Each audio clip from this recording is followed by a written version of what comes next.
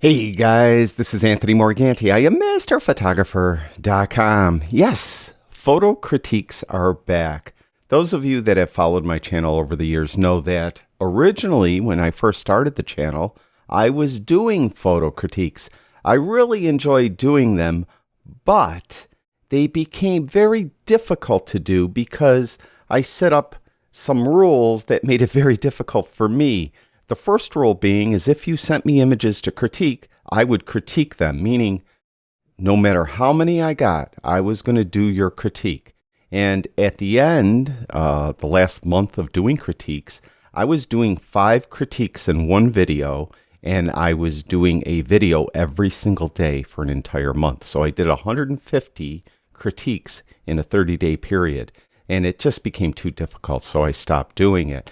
But I wanted to keep my promise, and I did critiques on everyone's images that were sent in. And also, I just had them had people that wanted me to critique their images, put their images on Flickr, on Google Drive, on Dropbox, somewhere I could grab them. And sometimes it was very difficult to download images. Like sometimes people just put them on Flickr and shared a folder with me, and they were private and I couldn't see the folder, and I had to email them back, and a lot of rigmarole to get images. So to avoid that difficulty this time, what I'm doing is you could send me your images to critique, but I cannot guarantee that I will critique your images. And they have to go on Dropbox. So the way it's going to work is if you want me to critique your images, kind of do a portfolio review, what I'm going to ask you to do is to email me, and I'll have an email address in the description below this video, and tell me you want me to do a critique of your images. I will email you back the location of a Dropbox folder that I will want you to put them in. Put 10 images in that folder. 10 would be a good number. If you have less, that's okay, but I'd prefer 10. If you have more, just give me 10, all right? So 10 images in that folder.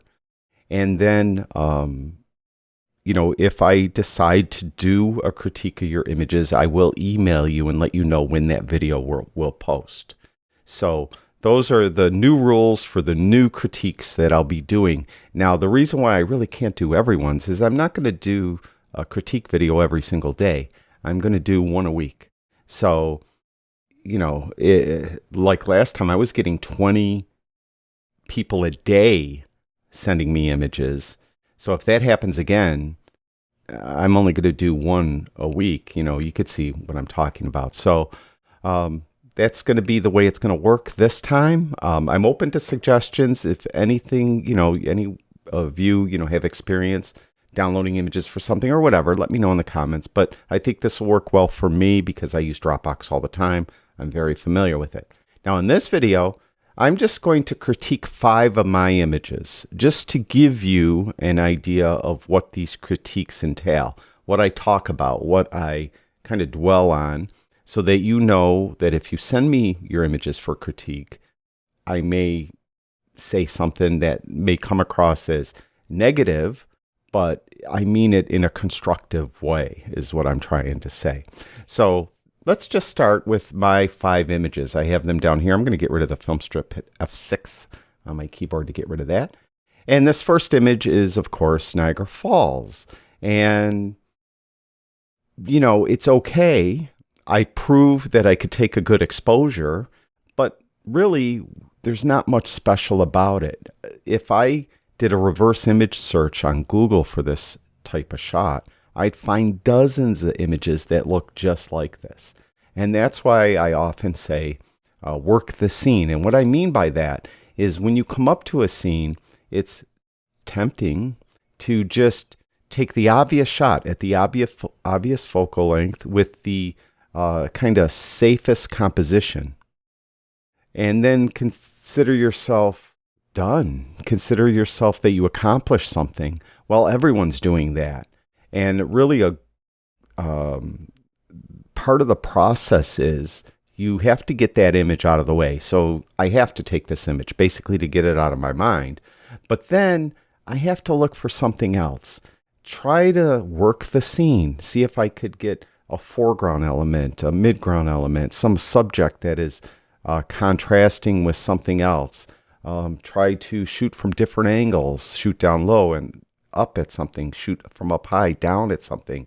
Uh, uh, Compositional rules, see if I could incorporate compositional rules from rule of thirds to leading lines to framing, anything like that to help maybe, just make it more my own and not something that is commonly found. So really, this is a great image as far as proving that I could take a good exposure and I could frame a scene up.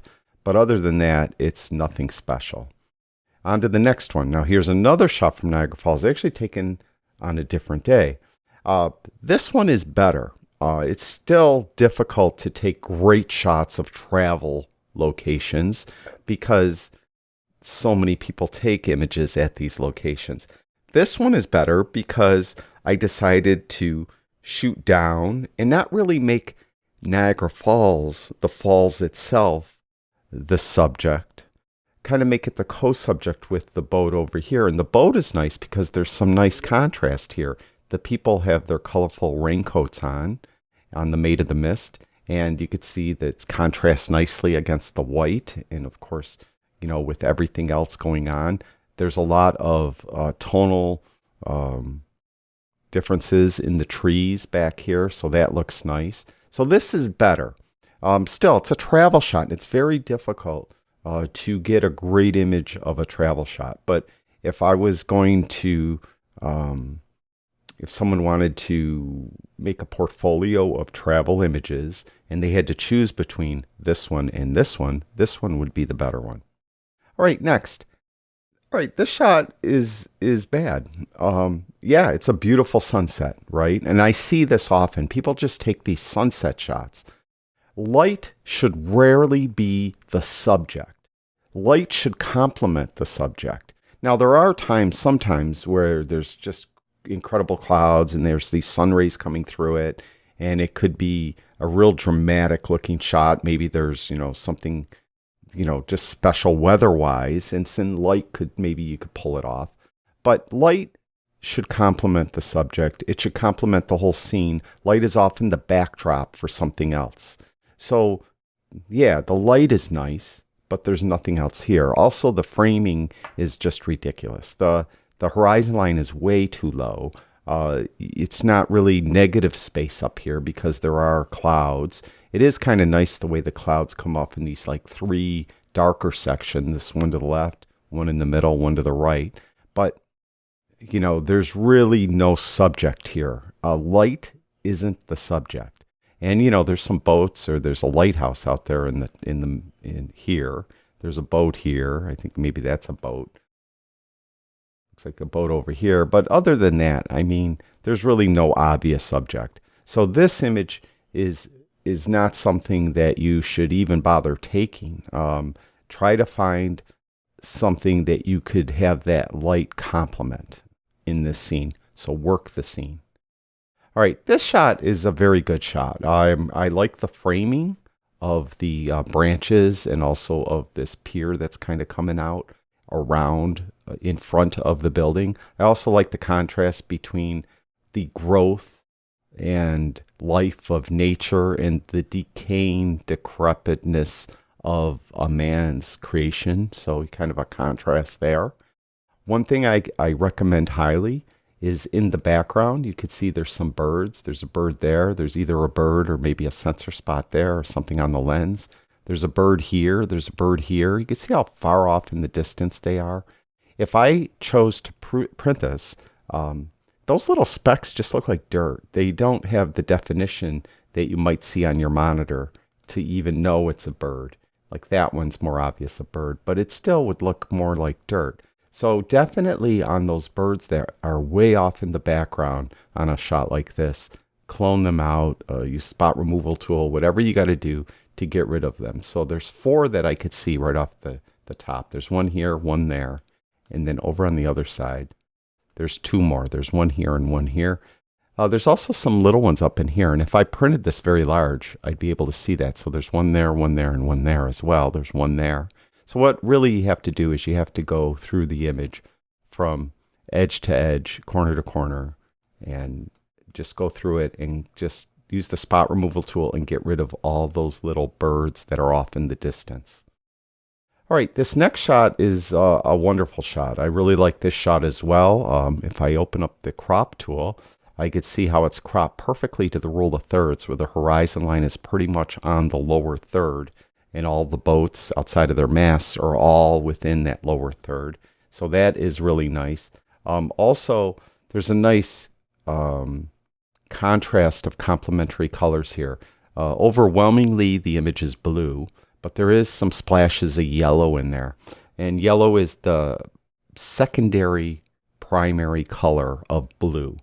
The primary color of blue, primary to primary, first, singular primary is orange, but yellow is the secondary primary, and it works out well. Whenever you're working with complementary colors, it usually is best if one of those two colors dominates and the other one is just kind of a splash on the image. That usually works best.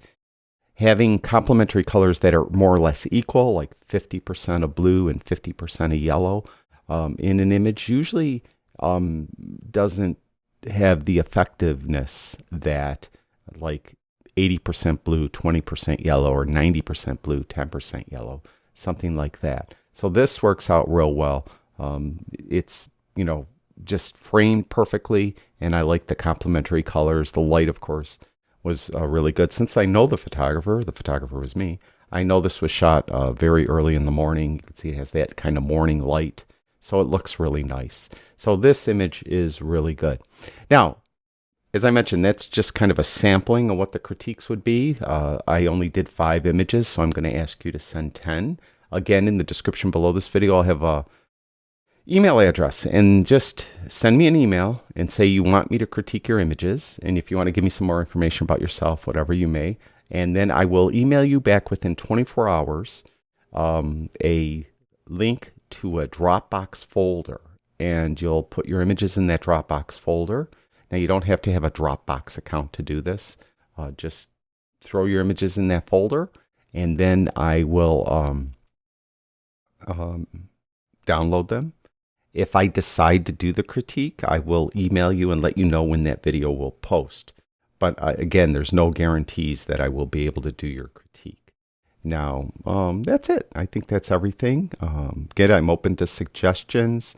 Let me know, if there's anything you want to see different in critiques. Maybe other photographers who are critiquing images are doing or not doing that you want to see me do. Thank you, everyone who watches my videos. I really do appreciate it. I'll talk to you guys soon.